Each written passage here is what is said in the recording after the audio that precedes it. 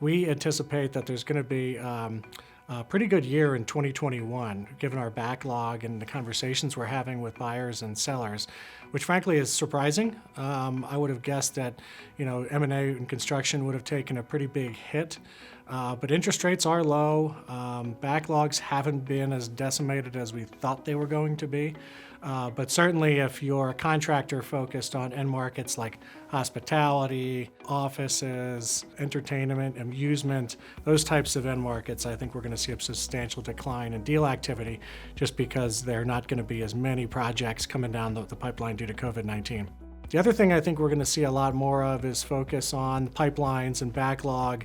As you can imagine, there's a lot of uncertainty in 2021 and 2022 for contractors and what their pipelines look like and which ones will be pushed back and which ones will continue on. And so all of those are going to have an important impact on valuations. And so more to come on that, but we expect a lot more focus on the financial and accounting diligence of a transaction. I would encourage sellers who are thinking about a sale process to focus more on personal reasons for selling versus trying to time the market and get, quote, the best valuation they can out of a company.